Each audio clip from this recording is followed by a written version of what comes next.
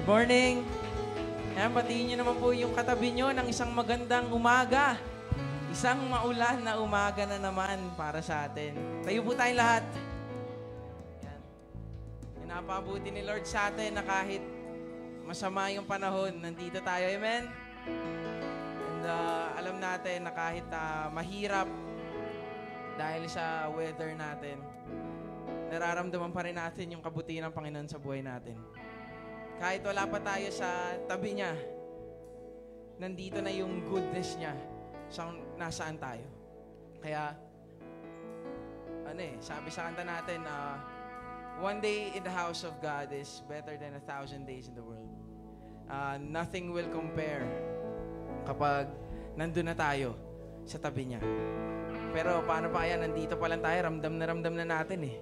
May mga relief goods na nabigay sa atin. Grabe naman yun. Si Lord lahat yun. Hindi natin mararamdaman yun. Hindi natin makakakamtan yun kung hindi dahil sa kabutihan ng Panginoon. Kaya ngayon, mawit tayo para sa Kanya. Are we ready to worship the Lord? Amen. So, come on, let's sing. Clap our hands.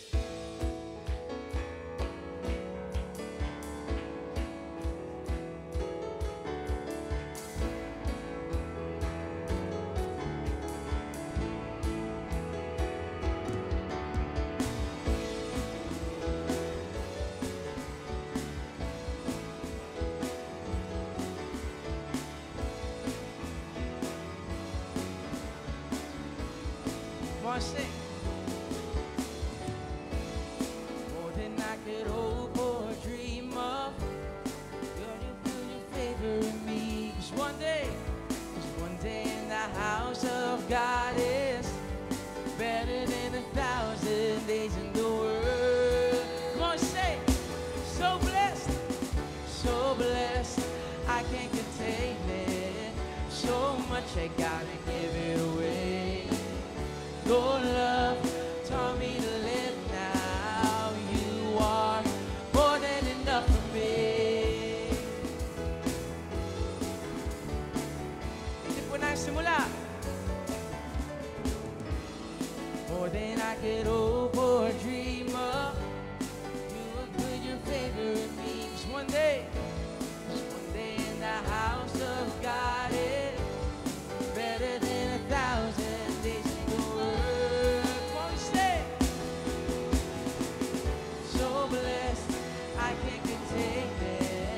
So much I gotta give it away.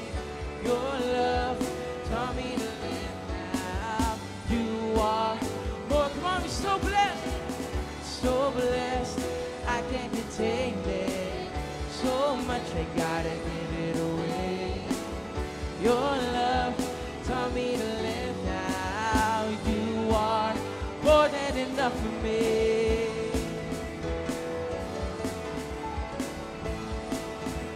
Sabay tayo. You're more than enough. Lord, you're more than enough for me. Come on, say to the Lord. Lord, you're more than enough for me. Natin. Lord, you're more than enough for me. Lord, you're more than enough for me. Come on, shout it out. Lord, you're more than enough. Lord, you're more than enough for me. For the last time. Lord, you're more than enough for me. Come on, stay so blessed. So blessed, I can't contain it. So much I gotta give it away. Your love taught me to live now. You are more than much. So blessed, I can't contain it. So much I gotta give it away. Your love taught me to live now. You are more than enough for me.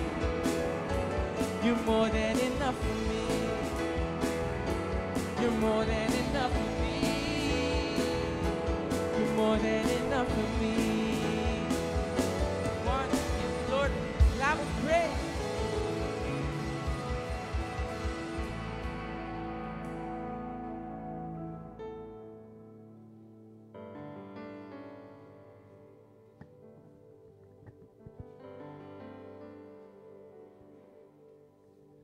Yan, good morning po sa bawat isa. Pakibuksan po yung ating kanya-kanyang Bible sa buko ng Matthew, chapter 16, at babasahin po natin yung verse 13 hanggang verse 20. Yan. Sa mga katabi po natin na walang Bible, pakisharean po natin. And then pag nakita na po, pakitugon muna. Amen.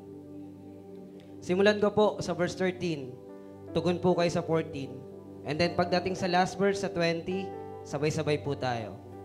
Matthew chapter 16, reading verse 13 to 20. In verse 13, now, when Jesus came into the district of Caesarea Philippi, he asked his disciples, "Who do people say that the Son of Man is?" Kayo po, verse 14.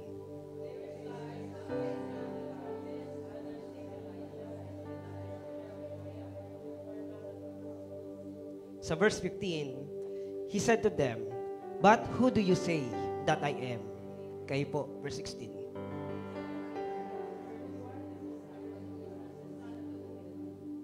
Sa verse 17, and Jesus answered him, "Blessed are you, Simon Bar-Jonah, for flesh and blood has not revealed this to you, but my Father who is in heaven." Kayo po, verse 18.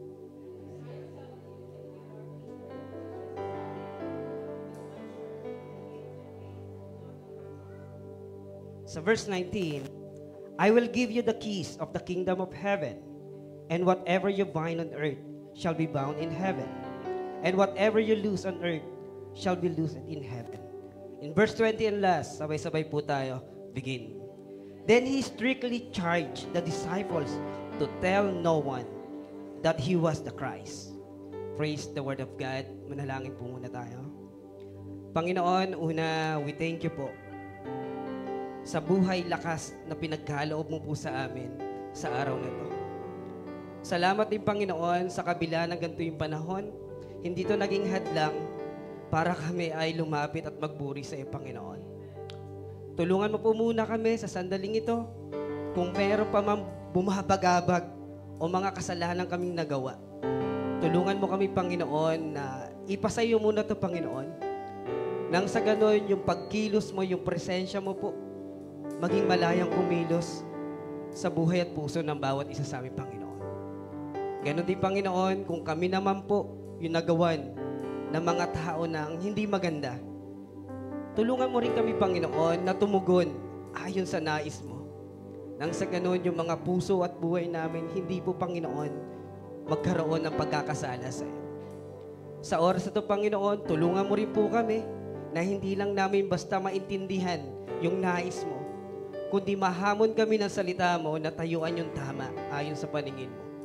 Sa mga tatayo po dito sa harap, Panginoon, dalangin po namin yung pagkilos mo sa buhay ng bawat isa, yun yung pagpukusan namin, Panginoon.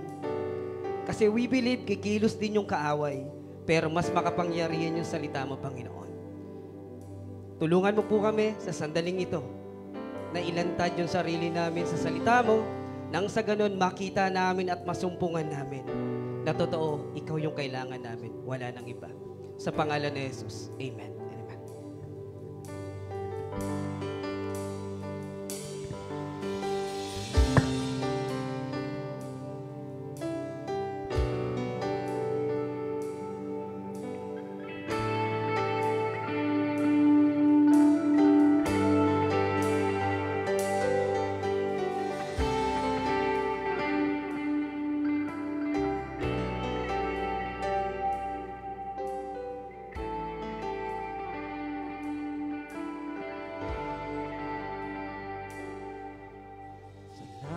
Sa dakila mong pag-ibig, salamat sa pagyakap mo, Ama. Ang presensya mo ang ninanais ko, ang puso ko ay para lang sa'yo.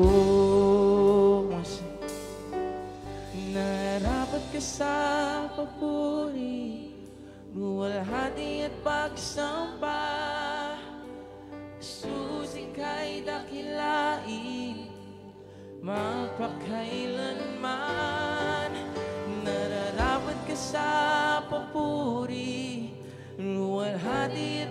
ipagsamba, itataas ang Ama.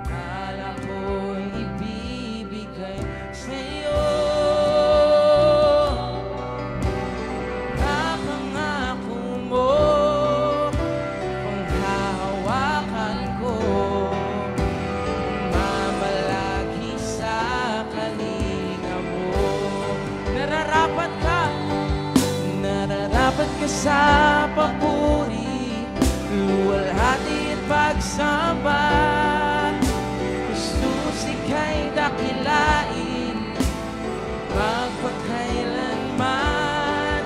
Nararapat ka sa papuri, luwalhati at pagsamba, itataas ang ngalan mo, Ama. Papuri, luwalhati at pagsamba, Jesus ika'y dakilain, magpakailanman. Nararapat, luwalhati at pagsamba, itataas ang ngalan mo, Ama.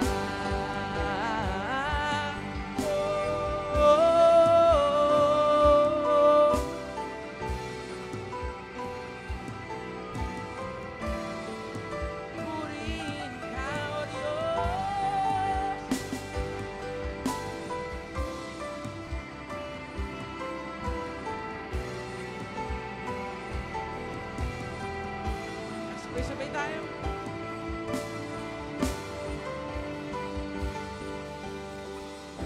Nilikha'y luluhod, sa'yo itataas ang ngalan mo. Diyos natin pangalan ng Panginoon. Bawat langit ay mapupuri, Jesus.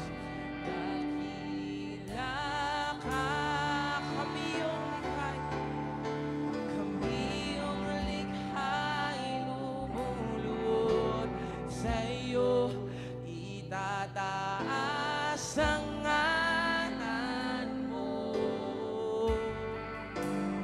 bawat langit ay nagsasabi,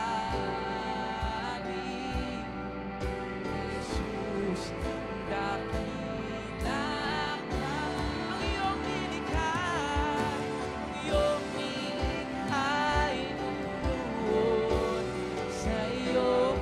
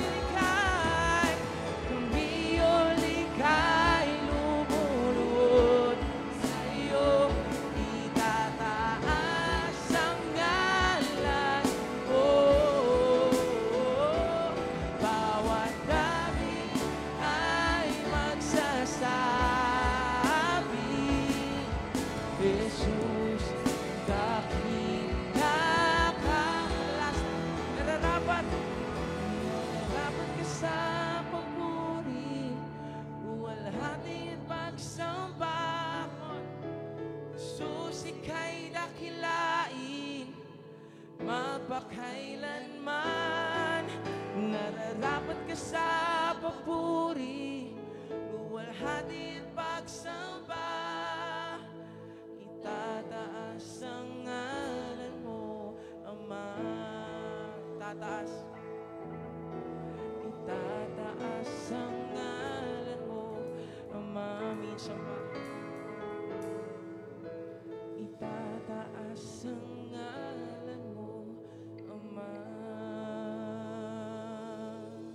Yes, Lord, we praise you and we honor you, Panginoon. Dahil nararapat ka, Panginoon, sa papuri namin. Panginoon, kung hindi dahil sa ginawa mo sa krus, wala kami rito ngayon. Pero salamat po. Sobrang kabutihan mo, Lord, sa buhay ng bawat isa, Panginoon. We pray that you lead us, you guide us. Kumilos ka po ng malaya as we hear the word of God. Ikaw pong pinupuri namin, tinataas. Wala nang iba. Amen. Pwede na po tayo magsiupo.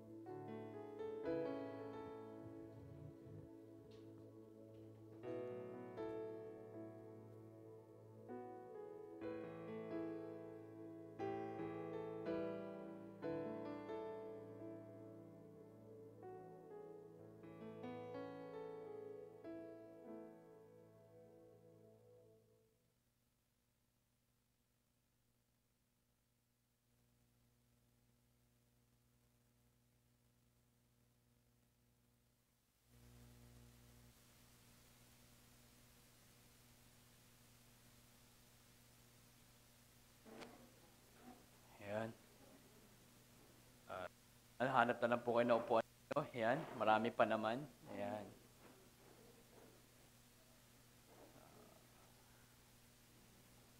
Dito marami pa dyan, oh.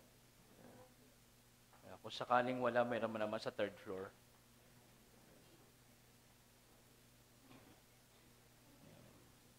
Tapos yung upuan po sa third floor, may ano po eh, may bawat puwang.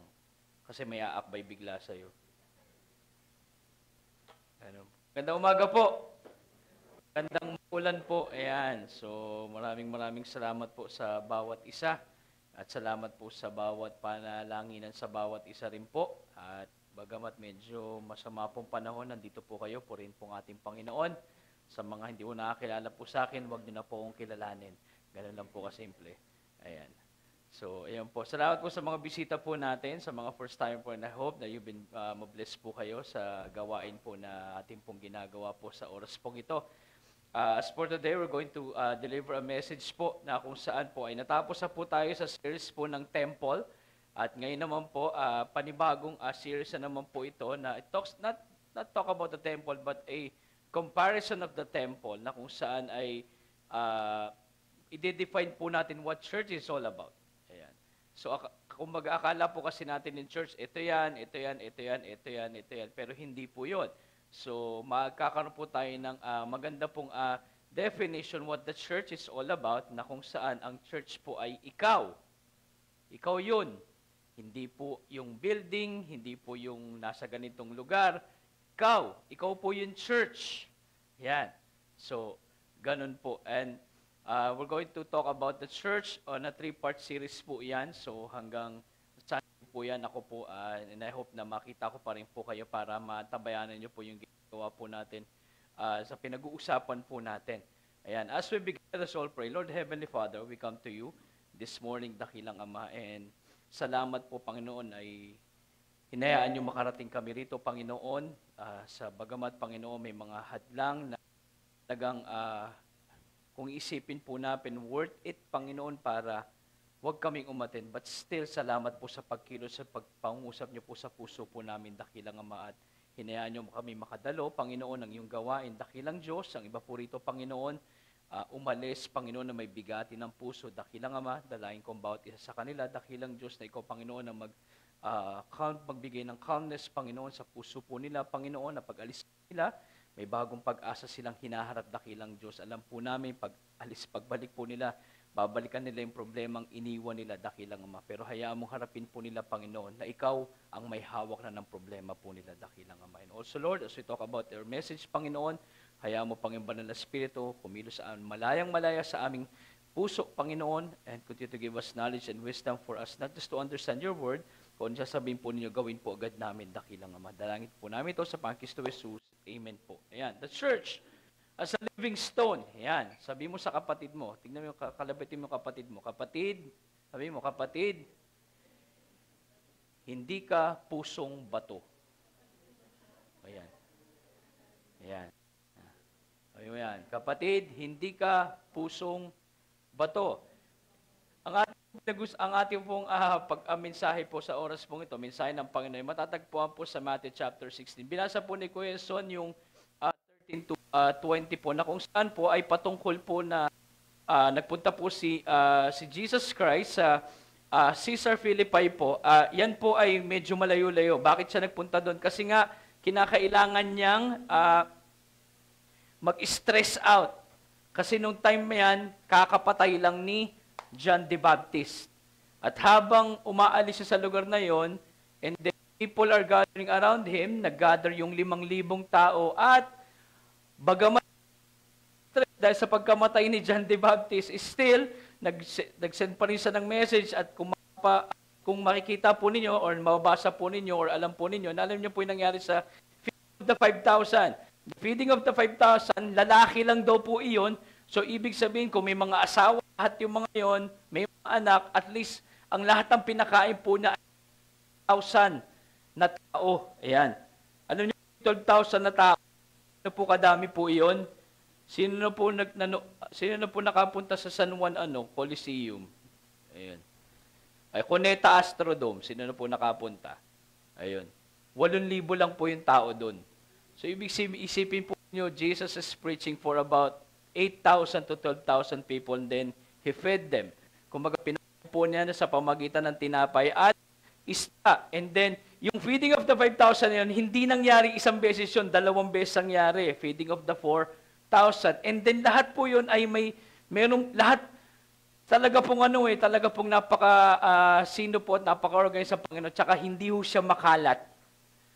Lord, kasi pagkatas po kumain, iiwan lang kung saan-saan lang si Jesus, nung kumain lahat po na Isipin po ninyo, kung isipin niyo po kasi nung time po yun, si Jesus Christ, bago pa po maging 12 disciples, 70 siya, pakilaksid. Ayan. Ayan. Bago pa maging 12 disciples, tsaka pakitimpla na rin ako, please. Pakitimpla. Pass Mark, paki-assist na nga. Ayan. Ayan. So, bago pa magkaroon ng disciples, 70 muna sila. 70. Diba? Isipin po ninyo, kung meron po kumain, so lahat yung 12,000, o sige, wag na natin sabihin, kunwari, per family na lang 5,000.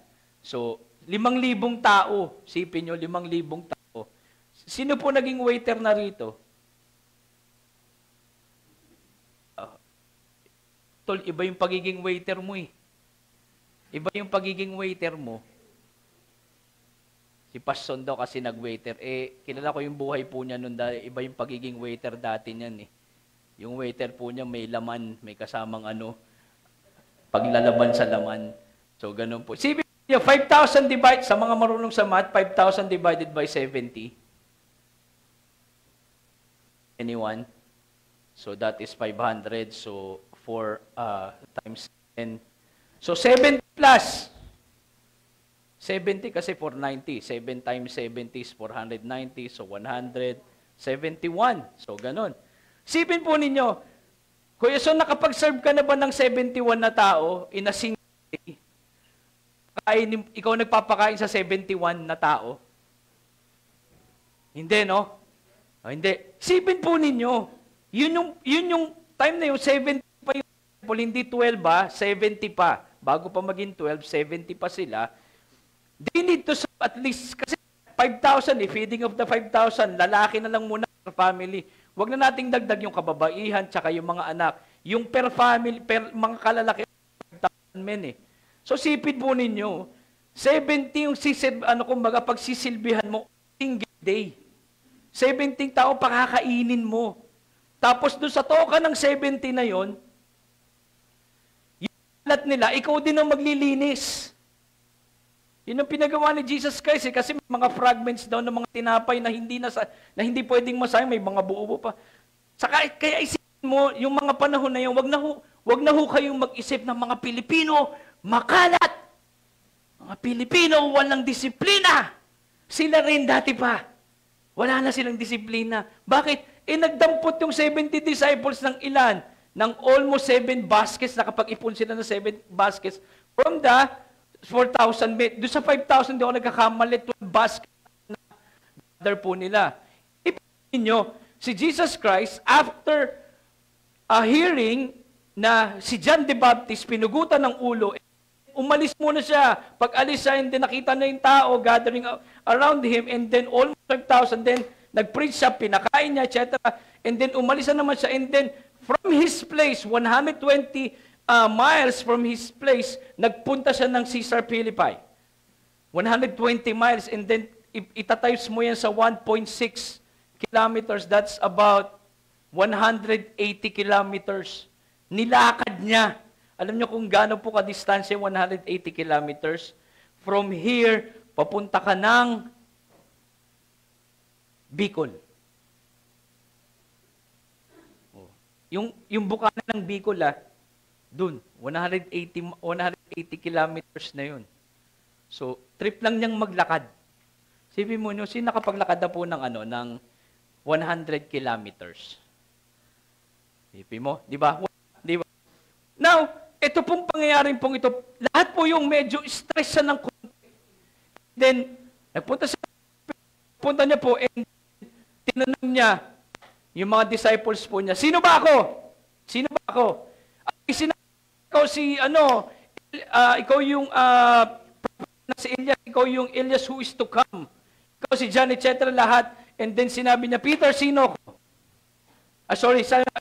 Sino ako? And then Peter answered them, you are the Christ, the Son of the living God. And then natuwa ang Panginoon Jesus. Tapos sinabi niya, alam mo, yung pagkakasagot mo sa akin, hindi sa iyo galing yan, kundi galing sa pagkilos ng Espiritu sa aking Diyos Ama. Yun ang sinabi ng Panginoon. And then dahil dyan, sabi niya, upon this rock, I will build my church. Sabi niya, knowingly, sabi niya, and the gates of hell shall not prevail against it. I will give you the keys of the kingdom of heaven, and whatever you bind on earth, and you shall bind in heaven, and whatever you loose on earth, shall be loosed on heaven. Sorry. Sabi doon, now, when Jesus came into the district of Syria, He asked His disciple, who do people say, sinabi ko na po niya in Matthew chapter 6, in the region of Caesarea Philippi po, 120 miles from Jerusalem, sa kalagitnaan ng pagdidiskusyonan niya, ang kultura sa paligid po niya ay ito, they were strongly various religion. Panahon po natin ngayon, di ba? Nung 1970s, nung 1970s po, meron lamang pong at least 500 churches, Christian churches, around, the whole Philippines. 500 Christian churches. Ngayon po, almost 7,000 na ang Christian churches time today. Anong difference?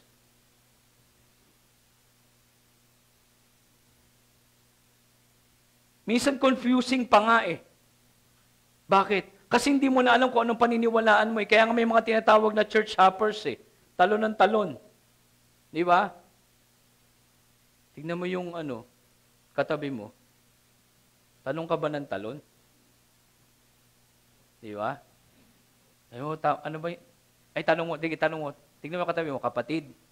Tipaklong ka ba? Ayun, so... Hindi, di ba? Hindi tayo tipaklong. So, gano'n, di ba? So, ito pong mga tao to, doon sila nilagay ng Panginoon. Bakit po? Meron po kasi nga, sinabi niya, I will build my church.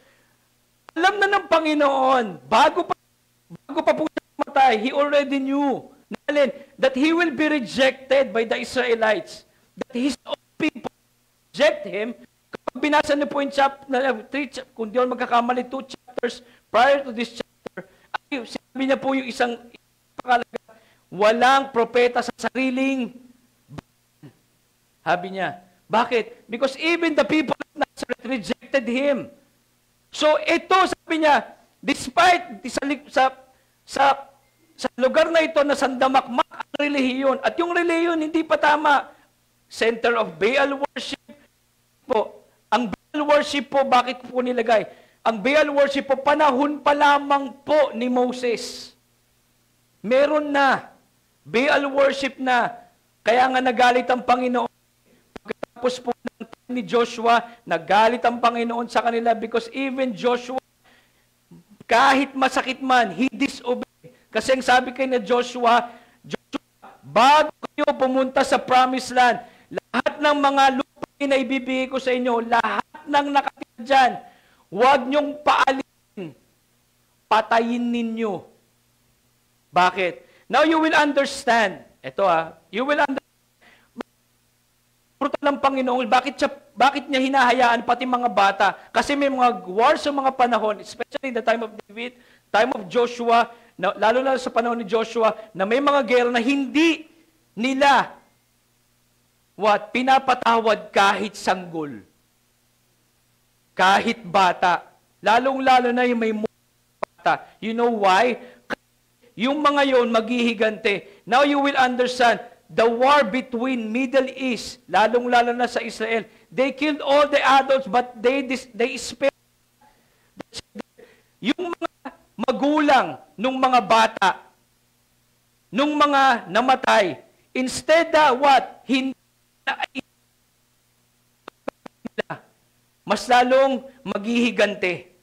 And that is the reason why pakiramdam po natin yung God of the Old Testament is a ruthless God. No, He's not. He's a God of justice. Yun lang yung justice na minsan hindi natin maintindihan. Kasi nga hindi natin maarok. Diba? Isipin po ninyo,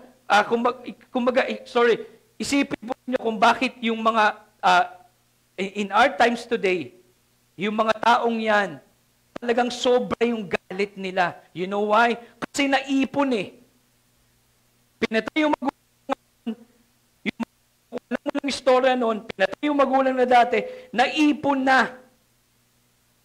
Na instead of mag-forgive, it's what? Mas lalong yung galit, what? Mag-grows up sa buhay po nila. Na to the point, it's hard for them to know what is right and what is wrong. That even killing, kaya nga marami kayong mga nakikita extremist that killing the Christians, killing a lot of people, to us it's a terroristic attack, but to them, it's a love for their God. Naintindihan po ninyo? And now Jesus went to Caesar because of this, and then Greek gods, and even Herod, nag-build siya ng temple, what? To thank what? Augustus Caesar. Saan nyo makikita si Augustus Caesar? Sa Luke chapter 1, Luke chapter 2, na kung saan pinanganak, during the time ng lahat ng census, panahon yun ni Augustus Caesar. And si Herod, kahit medyo buhay pa si Augustus Caesar, nagyan na ng templo. And then, bakit po rito? Kasi nga, it's all about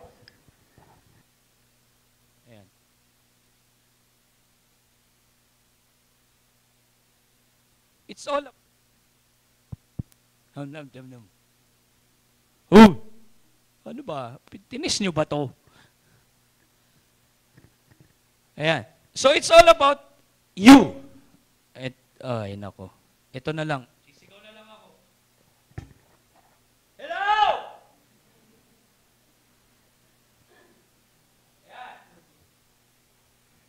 Wala ba matindi ito? Ayan. So bakit inilabas ni Jesus Christ? Bakit hindi niya sa Jerusalem sinabi that upon this rock I will build my church? Because ikaw, dahil sa'yo. Because of you. Now, so paano ako? Si Peter, tinawag siyang what? Peter upon this rock. Now, in the name Peter po, sa Peter, yung pangalan pong Peter, ay ito po. We are compared to Peter as what? Peter, ang ibig sabihin po ng pangalan ng Peter is what? A rock or a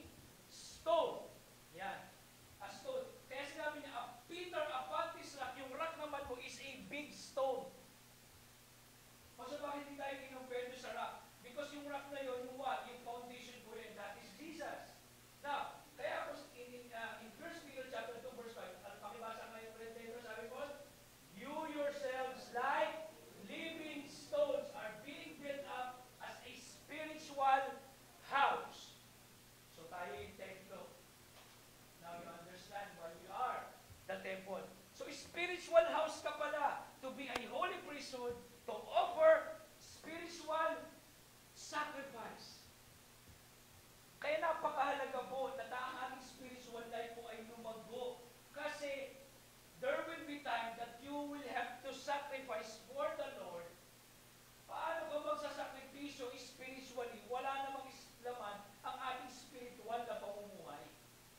You can't sacrifice things kung wala naman sa'yo.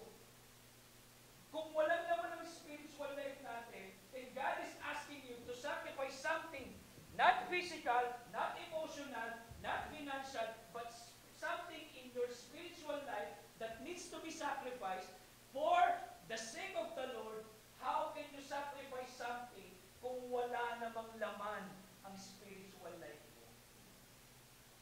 Kaya napakahalaga na magkaroon ng sapat at higit at busog at matabang pananampalataya as much as possible. Diba? Kaya everyday God wants to talk to you. Ang tanong, do you want to talk to God every day? Hindi yung kada Sunday lang. Diba? A living sacrifice, a spiritual sacrifice, acceptable to God through Jesus Christ. Yun ka. O, tignan mo yung katabi mo. Kapatid, sabi mo, kapatid, isa kang buhay na bato na lumalago. Nung ako po ay, kung di po nagkakamali, yung solo flight ko lang papunta ng South Cotabato kasi po pinagsalita ako ng isang pastor po natin si Pastor Jimmy sa church po niya ng anniversary. Doon po sa baba po, nakalimutan ko lang po yun, pag-aakit po, it will take about 30 to 45 minutes. And then, dahil ako lang po yung mag-isa kasi from doon po sa pinutulugan ko na apartment, ako lang po yung saan ko, pastor, mag-una ka na, alam ko naman eh. From going there, nagdakantang po ako. And then suddenly, habang nilalakad ko 30 minutes from, mayroon pong kuweba buron na talagang liblib. Tinaha ko lang. And then nakita ko nung glacier stone. Yung glacier stone po, sobrang brittle, tas brittle po doon. Nung pinuntahan ko po yun, yung glacier stone, hanggang dito pa lamang po. Yan.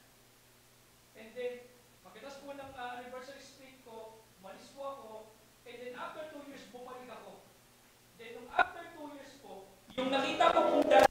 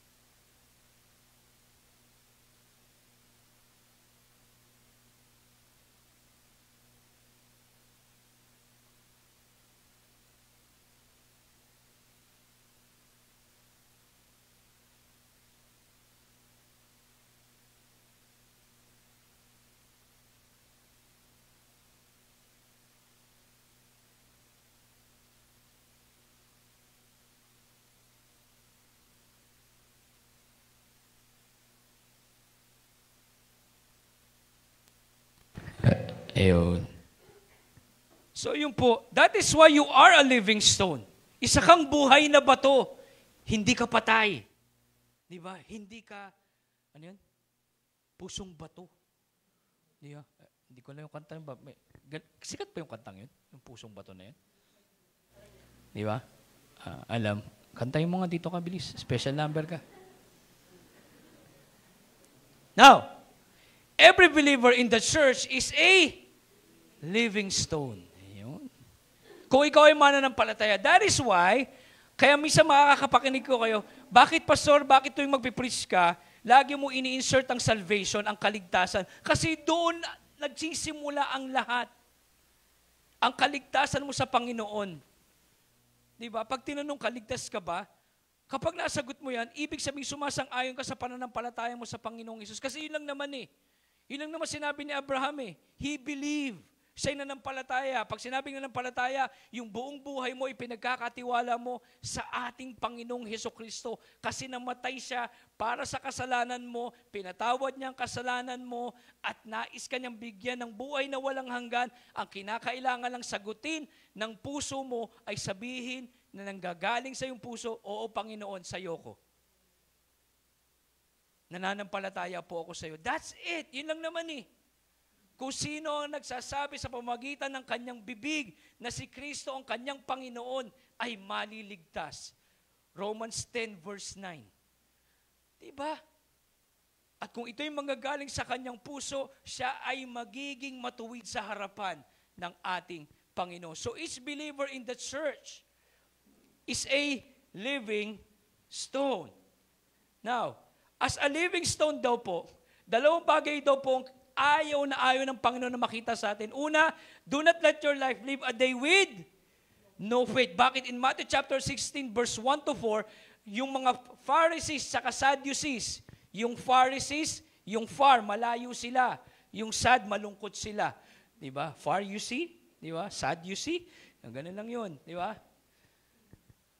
Yung mga Pharisees, Sadducees, these are the religious sect ng panahon ni Jesus Christ na kung saan bagamat itong dalawang ito, merong salungat na doktrina.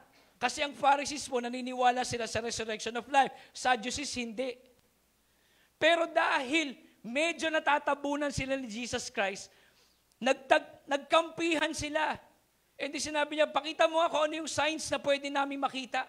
And then nagalit ang Panginoon sa kanila, kayo, puro kayo sign. Alam niyo ang sign ng weather, pero hindi niyo alam ang sign ng Panginoon. Hindi naman dahil sa hindi nila alam. Alam nila bakit? Kasi sila yung may hawak ng Bible ng panahon na yun. The Old Testament Bible. Sila yung nakakaalam, kabisado nila. But when they interpret the Bible, it's wrong. Ayaw nilang paniwalaan na si Jesus Christ yung sinugo ng Diyos sa kanila kahit harap-harapan ng gumagawa ng milagro. Sipin mo harap-harapan ng gumagawa ng milagro, nagpakain ng 5,000, nakaabang sila. Hindi sila nakikain eh. Bakit? Sipin nyo, yung pagsunod ng 5,000, sumusunod din yung mga Sadducees, Pharisees. Sinundan pa rin. Bakit? Inaabangan. Hindi inaabangan yung milagro ng Panginoon. Inaabangan ko yung kamali ang pwedeng gawin ni Jesus Christ para atakihin ka namin. Diba? Kaya pag may mga ganun tao, talagang pinapanalangin ko sa church, pag may mga ganun, nag-aabang lang ng kamalian ng pastor. Diba? Genesis 1:1. For God so loved the world. Oh, mali. Diba? Nagkamali lang sa verse eh. Diba? So, do not let your life live a day with no faith. Kasi bakit? Kaharap na nila si Jesus. Na gumagawa ng milagro. Na puspos ng banal na spirito. Diba? Alam mo yung mga faithful talaga, di ba makikita mo no? Diba? Ina-force siguro mabait to. Siguro maganito to. Siguro, di ba? Ay, iba yung ilatsyanan mo ka. Masamang tao to. Di ba minsan nagiging judgmental tayo on what we see? Eh yung mga yun, nakita nila lang gumawa ng miracle. Nakita nila kung gaano ka-spiritual. Nakita nila na puspos ang banal na spirito. But still, they neglect it. Do not live a day na kung saan ay parang wala lang. Ni hindi man lang naalog yung pananampalataya mo sa araw na yun. Alugin mo man lang. O sabi mo sa kapatid mo, kapatid, alog-alog pag may time, ha?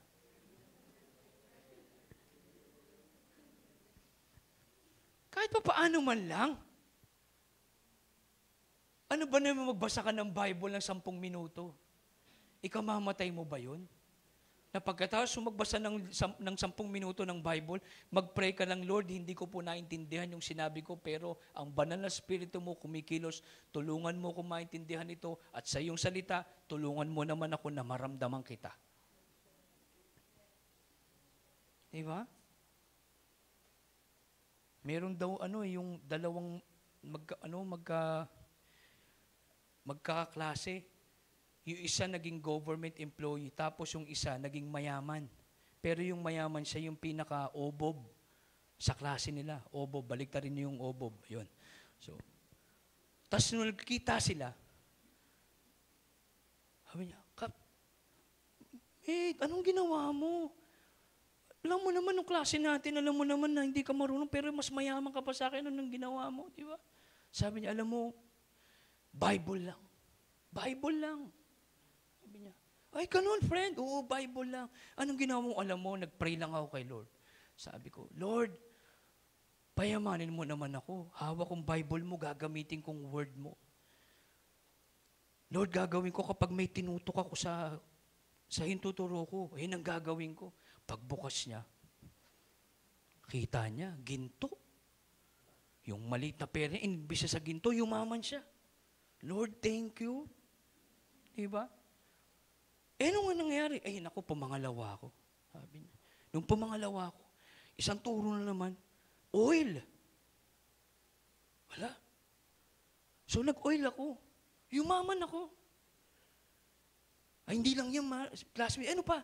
Pangatlo, nagturo ako. Sabi niya, trade.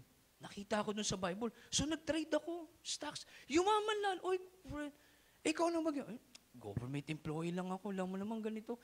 Tali-talino mo. Alam mo, gawin mo din yung style ko. Kung ginawa sa akin ni Lord, gagawin din sa'yo. Sabi niya. So siya, pagkatapos ng lahat, pray sila, uwi siya sa bahay, kuhagal siya ng Bible. Lord, kung ginawa mo yun sa classmate ko, gawin mo rin sa akin. Pero siya, isa lang ang tinuro niya ako, gagamitin ko 3. 3 gagamitin ko. Pagturo niyang ganun, umiyak siya.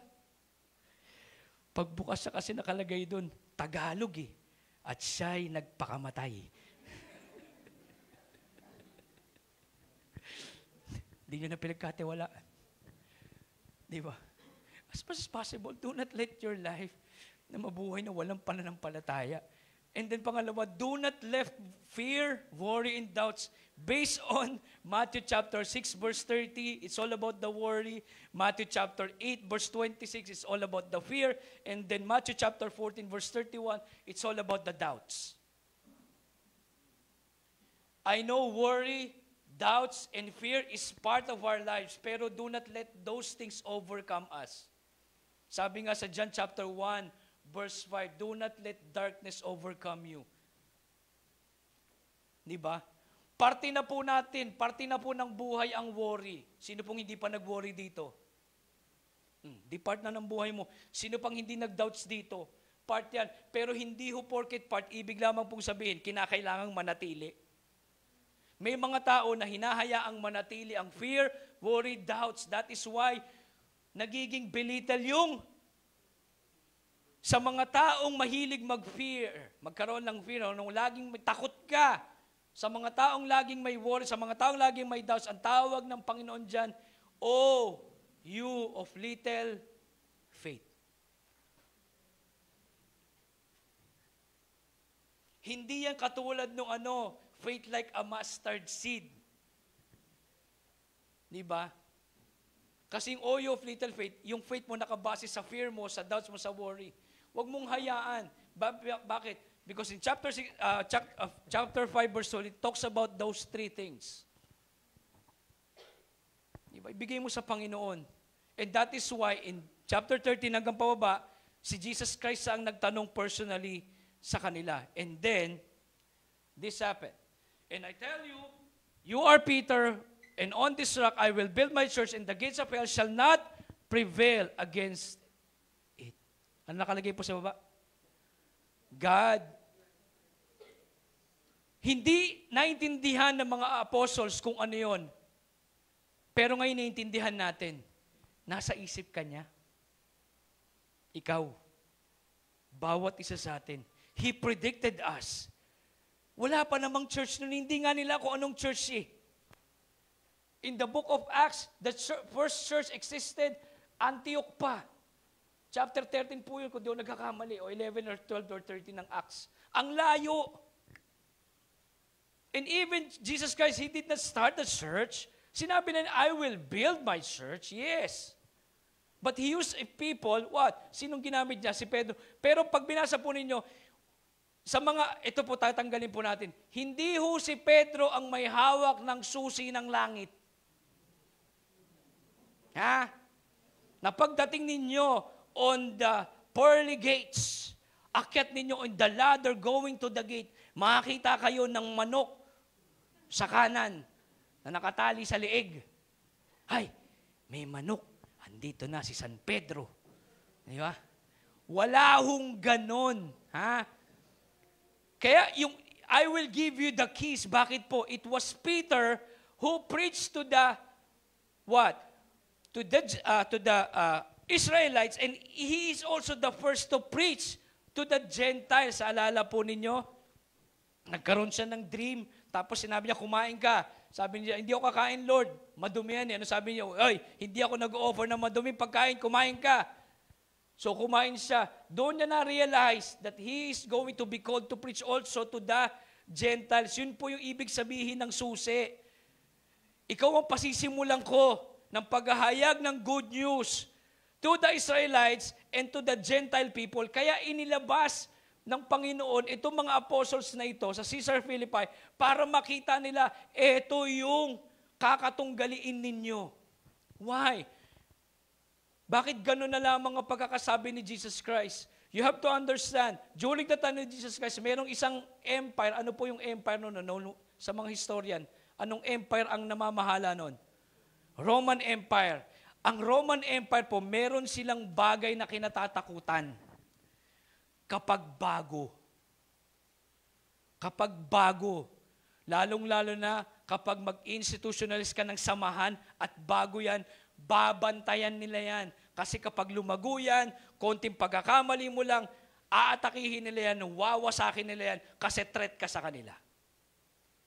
How come that something new? Bakit? If you're going to read Acts chapter 5, meron doon pangalan si Gamaliel, na kung saan ay hinuli si John tsaka si Peter, and then habang pinapagalitan ng mga buong Sanhedrin, and then Gamaliel came, sabi niya, huwag niyong parusahan yung dalawang yan. Hindi niyo alam kung ano ang nangyayari sa mga yan. Di ba tandaan niyo si Tadeus? Di ba meron siyang mga kawal? And then, nung sila'y namamayagpag, mismo ang Roman Empire ang kumitil sa kanila. And then itong si Judas, the Galilean, may 400 siyang tao. And then nung namatay siya, nawala rin lahat. Huwag niyong pakialaman ng dalawang taong yan dahil hindi niyo alam kung sinong kalaban ninyo. Kung tao kalaban ninyo, mawawala yung mga yan. Pero kung Diyos ang kalaban ninyo, kinakalaban ninyo ang Diyos. Kaya pinakawalan si John tsaka si Peter po noon, nung panahon na yun. But on this particular part, si Jesus Christ, buhay siya, alam niyang mamamatay siya, and He is a threat. Honestly speaking. Kaya, mautak talaga siya. Hindi siya nag-compose ng maraming tao. Konti lang, para lang mabuo. Bakit? 3 years of ministry lang siya. Alam niya yon sa sarili niya. Alam niyang iiwan niya yung mga disciples niya, kaya in-establish lang niya mga tao. Despite He is a threat to the government in which he really become a threat. Pinatay siya. Di ba? Kapag ang isang bagay ay namatay, di ba? Halos hindi na makakabangon yan ng organization niya. But how come until today, despite of his death, despite of what? Pagkatalo niya sa kamatayan, still namamayagpag ang sangkang Kristyanuhan. You know why? Not because of his word. Honestly speaking, Pastor, grabe ka naman. Di ba, kaya tayo tumitindi pa na ng palatay dahil sa kanyang salita. Naintindihan ko yon. Pero kapag ang isang tao ba hindi nabuhay uli, paniniwalaan mo pa? Because of His resurrection. Why? Kung bakit tayo nagpapatuloy, kung bakit tayo become a living stone, dahil siya nabuhay uli. And then He predicted us. Nakita ka na niya nung time na to. Ikaw ang nakita niya na on this particular day, anong date niya yun? July 27, 2025, na mayroong isang local church called IBC Hulo, na mga Kristiyanong nakita ko doon na magagather para sa pangalan ko. God predicted us to do what? Pakibasa nga. To inspire people to follow Jesus and to be a steward of His movement. Yung movement po niya ito. Christianity is a movement. Diba? You have to understand, hindi ito relihiyon. It's a movement. It's an agenda of God na hindi matitigil bagamat siya'y namatay. Pero sa kanyang pagkabuhay, meron lang at least 11 tao na nagtuloy nung ginagawa niya. Kasi ba't 11? Wala na si Judas yun, nagpakamatay. Di ba? By doing what? How can we do this? By doing this, we know that the faith, Jesus that saves us, is also the faith, which is Jesus, we're serving. Hindi ba kayo nagtaka? Simula nung namatay si Jesus Christ, hanggang 300 years, after the death of Christ, plus 300 years, merong isang bagay na nangyari. Ano yon? Doon na buo yung Bible. From the time ni Jesus Christ, buo na yung Old Testament, pero hindi siya kompleto. Pero after 300 years, after the death of Jesus Christ, plus 300 years, doon lang nabuo yung buong Bible with the New Testament. Now, the people after Jesus Christ, they believe in the Old Testament, but the majority of their beliefs is what? Yung ginawa ni Jesus Christ sa sinasabi ng 11 apostol na hindi naman naisulat pa. Diba? Na hindi pa naisulat. Matthew, after 30 to 40 years, saka pa lang nasulat ang book of Matthew. Isipin po ninyo, after 40 years pa, saka pa nasulat, ano ang basihan nila sa kanilang pananampalataya? Tumatak lang sa kanila yung pangalang Jesus. Sobrang tindi ng pagkatatak sa kanila ng Panginoong Hesus na yan. Sinimulan nila sa kaligtasan hanggang sa maglingkod sila sa pangalang Panginoon. If we're just going to imitate those people, I'm not saying not to read your Bible. May Bible na kayo ngayon. Sila minus walang Bible. Wala silang basihan, wala silang binabasa na kahit ano. Bakit? And even the Old Testament is not available during those times. Ang meron lang mga nasa church people, sila lang, ay yung mga nasa temple people, sila lang ang meron nun. Where did they base their faith? Saan nila pinagbasihan yung pananampalataya nila? That is why kaya sinabi ko, do not let your life, sa bawat araw, wala kang basihan ng pananampalataya mo. Kasi doon nawawala ang ginawa ng Panginoong Hesus sa iyo. Sa bawat araw, nakakalimutan mo siya. Doon nagsisimula ang pagkalimot mo sa pangalang Panginoong Hesus. Hindi wag na sa ginawa na, yung pangalan pa lamang niya. Above every name eh. Diba? Now, why did I say this? Let's start to become the conscience and conviction for this community. Sa mga nakapag-aral po ng mga mensahe ko about the temple. Diba? In this particular, sa susunod po na message po natin, bibigyan ko kayo ng konting ano lang. It's all about the body. Sino po rito pag nagkasugat, hindi nyo gagamutin?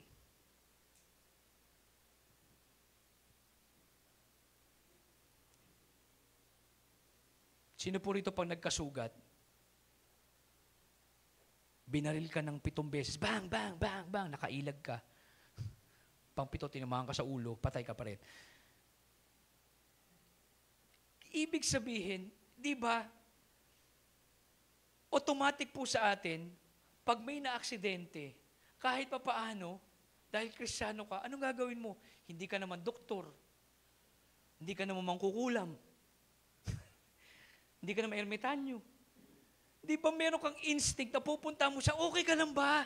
Kumusta ka na? Hindi mo siya pagagalingin, hindi mo na makaya eh. Pero at least nandun ka, concern ka sa Kanya. And sinabi, we are the body of Christ. Di ba? Tingnan mo yung katabi mo. Tanong mo, kapatid, sugatan ka ba?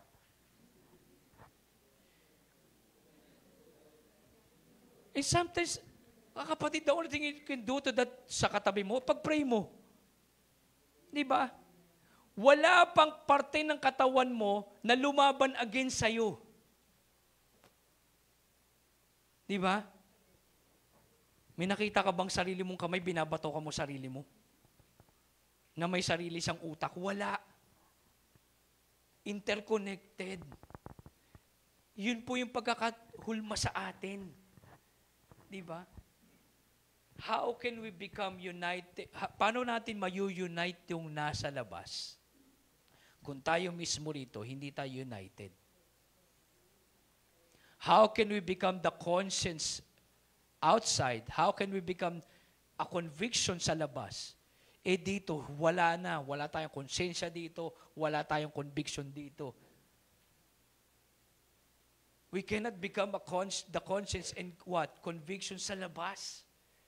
Kung tayo mismo rito, nagsisiraan tayo dito. Tignan mo yung katabi mo. Sabi mo, kapatid, buo ka. Hindi ka sira. Ulo.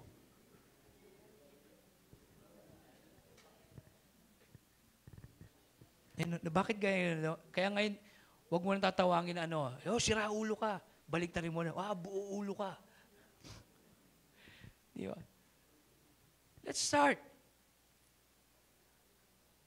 And when I say, if we're going to go back again before I end, sabi doon, and the gates of hell will not prevail against it.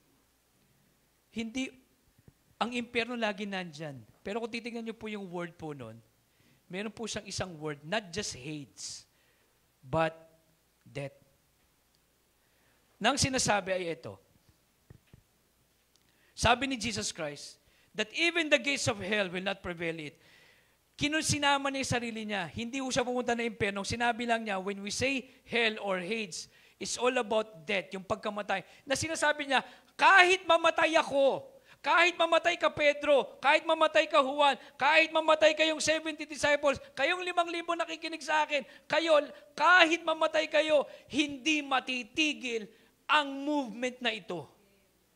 Nang sinasabi, kahit mamatay ka nang wala kang ginagawa, wala kang kontribusyon sa what? Sa body of Christ, magpapatuloy ang lakad, magpapatuloy ang movement ng Diyos kahit wala ka. So ibig lamang sabihin, because you are attached of the body, you are obliged to contribute. You are obliged. So, ang bawat isa sa atin, kailangan natin ng bawat isa. Di ba? Tingnan mo, sabi mo sa kapatid mo, tingnan mo katabi mo, sabi mo, kapatid, kanta mo, kailangan kita. Di ba? Kinakanta nyo na yung worldly song na yun, ang utak ninyo. Di ba? So, sa ayaw at sa gusto mo, you have to contribute. Lord, what can I contribute? Then start asking God that question. Sabi ng Panginoon, kung ayaw mag-contribute, pasok kung ayoko, bahala na. Di ba nakakarinig tayo dyan? Maglilingkod ako ano yun? I will serve you, Lord, in the way I want to serve you. Yung mga ganun ba? Yung mga yabang pa yun. Lord, maglilingkod ako sa iyo sa pamamagitan ng gusto ko. Pero pag ayoko yan. Hindi ho pwedeng ganun eh. Magtutuloy ito. Isipin mo, mananampalataya ka, Kristiyano ka, you are part of the body of Christ, pero hindi ka nagko-contribute. Anong tawag ko dati doon? Amputate.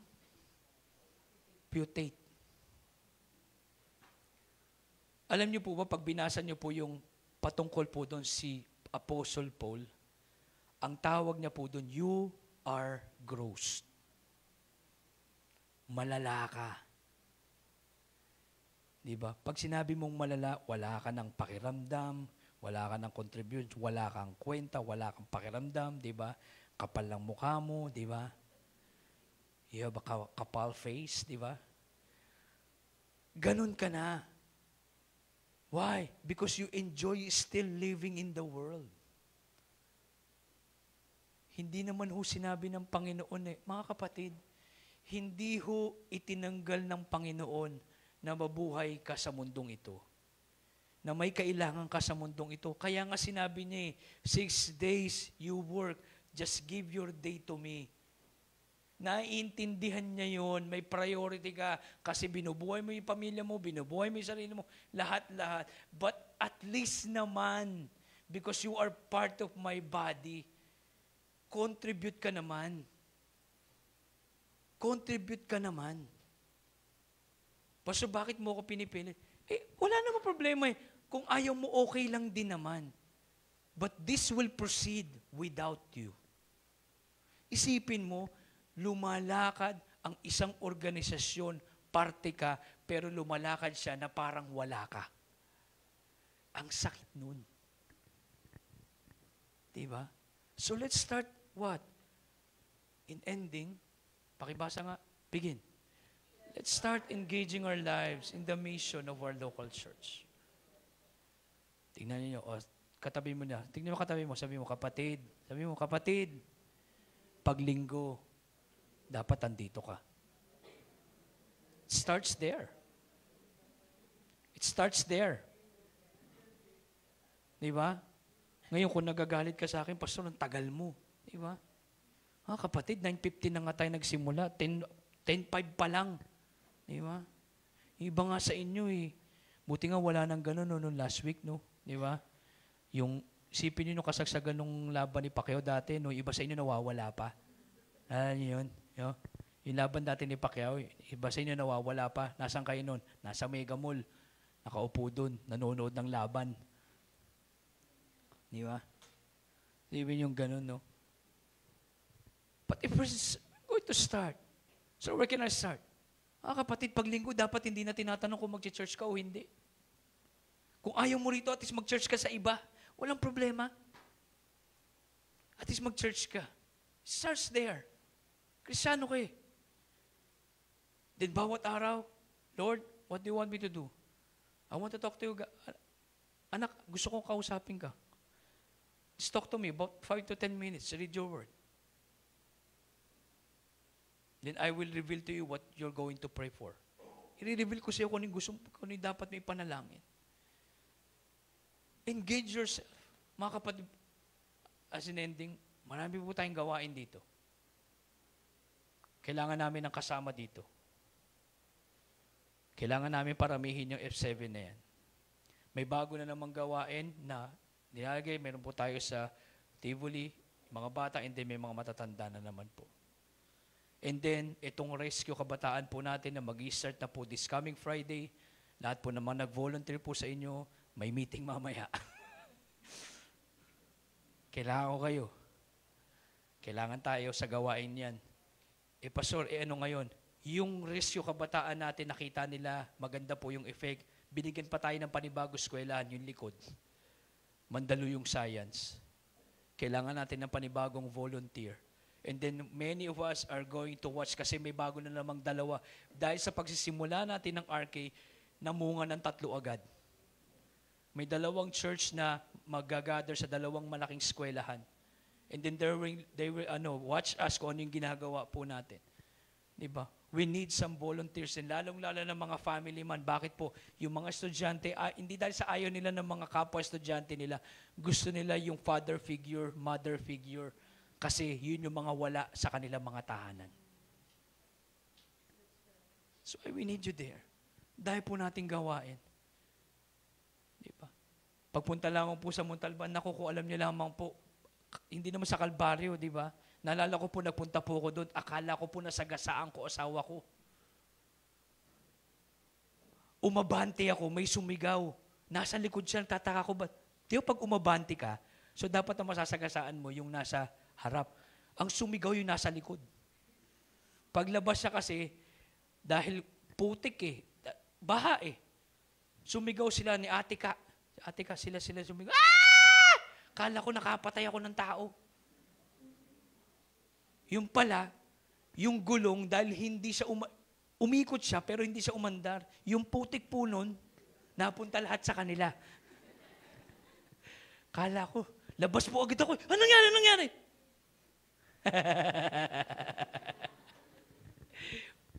Puro putik ho sila eh. And then nagmi-ministry po kami, talaga pong sila po ang mga mad ladies. Diba? Kailangan po na pumunta dyan. Diba? Sa Quezon City po, si Pastor.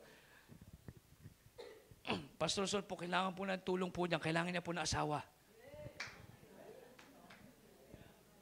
Ayan. Ayan. Kung may re-recommend po kayo, pero may girlfriend na po yan. Invisible. Kailangan po natin natulong kay. Sibi po ninyo yung mga gawain po natin na yan. Konti lang, pero massive po. Diba? We're just going to engage ourselves. Tama na yung bisita. Participate ka naman. Sabi mo sa kapatid mo, tingnan mo katabi mo, kapatid, tama na yung bisita. Participate ka naman. Diba? So let's start engaging ourselves. This is how powerful the world. Upon this rock. Peter, he's not just calling Peter. Tinatawag ka rin niya. Because Peter is a stone, you are a living stone. Tinatawag ka niya, anak, you are my living stone. And upon your place, I want to build my church. Not His kingdom, the church. Huwag mo muna intindihin yung kingdom ni God. Nandyan na yan. Kahit wala ka, nandyan na yan. Pero at least maging participant ka in building the church kasi ikaw yun. Tayo po tayong lahat.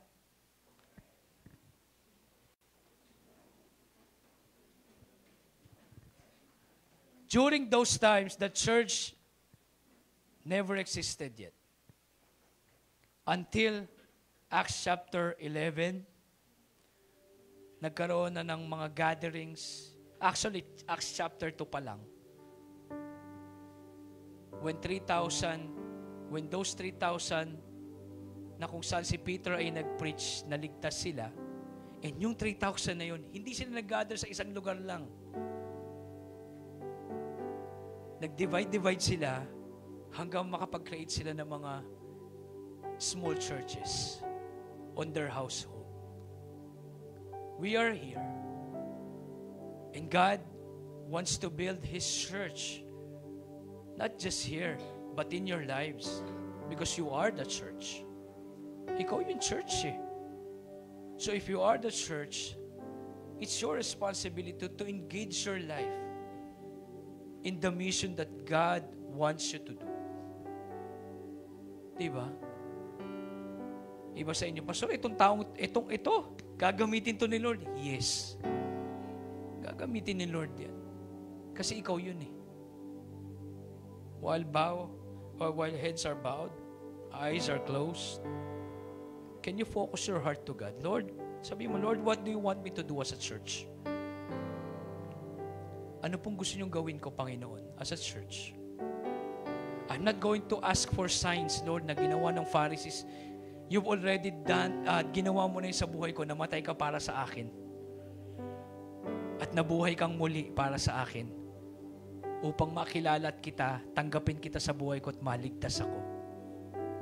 But Lord, I'm not going to ask for a sign. But Lord, lead me, Lord, kung saan mo ko gustong gamitin. Doon mo ko gamitin, Lord. Doon mo ko gamitin. As a church, Lord, gamitin niyo po ako sa oras pong ito. Tulungan niyo po ako, Panginoon. Habang iba po nananalangin, siguro first time mo narinig ang salita ng Diyos. Ang nais lang niya, makapasok dyan sa buhay mo. Sabi niya, anak, gusto kong pumasok dyan sa buhay mo. Gusto ko na yung puso mo maging trono ko. Yun lang tinataas ni Lord sa'yo. You know what? Ang kinakailangan mo lang sagot ay ito. Yes, Lord. Ikaw na ang umupo sa trono ng puso ko ngayon. Sapagkat nananampalataya ako sa iyo. Just start to believe today. Say to God, Lord, I believe, nananampalataya ako sa iyo sa oras pong ito. Ikaw ang maging Diyos, Panginoon, tigapagligtas ng buhay ko. Tulungan mo ako, Panginoon. If you're here, si Sayo Pastor, isama mo ko sa panalangin, tatas ko pong aking kamay. Meron po ba rito? Salamat po, salamat po, salamat po, salamat po. Halos lahat po tayo, manalangin po tayo. Dakilang Diyos,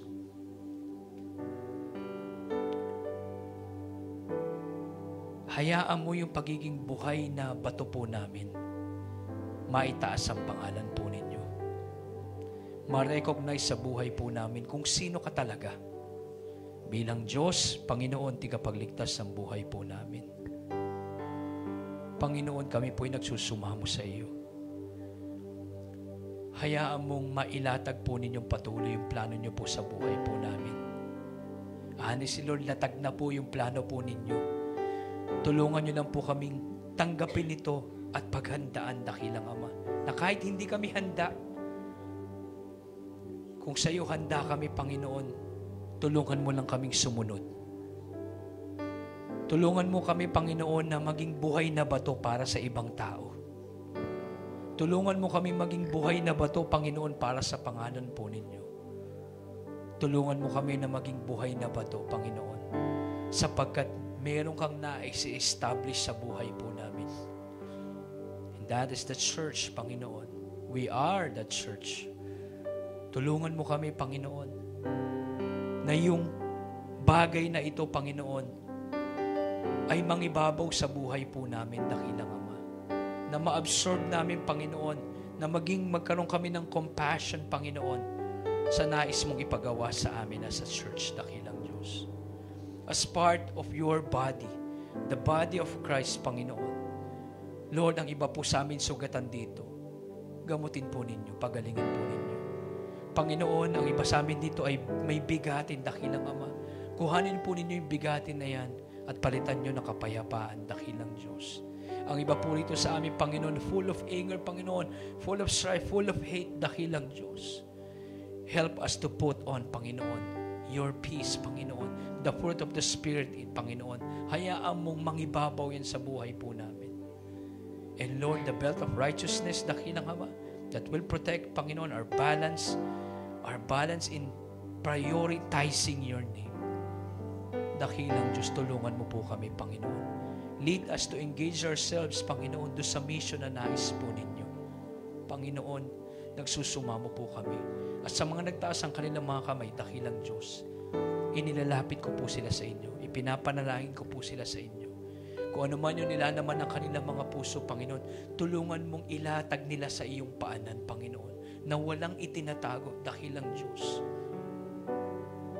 At kuhanin po ninyo, Panginoon, at palitan po ninyo, Panginoon, ang pag-ibig na nanggagaling po sa inyo. Lead us, Lord, to put on your righteousness, to put on your clothes, Panginoon, in our lives, Panginoon, upang dito kami makilala at makilala ka sa buhay po namin. And Lord, as a living stone, Panginoon, tulungan mo kami, Panginoon, ng aming spiritual life, dakilang Diyos, ay mabusog araw-araw. Tulungan mong bawat isa po sa amin na nagsisimula sa kanilang pananampalataya, gabayan mo sila, Panginoon. At matubayan mong bawat isa po sa amin dito, bawat pamilyang nandito, dakilang Diyos, pagpalain po ninyo sang-ayon sa nais po ninyo. Sapagkat ang lahat ng ito ay tinataas ka namin, Panginoong Jesus, wala na pong iba. Sa iyo pong kapurihan, amen at amen po.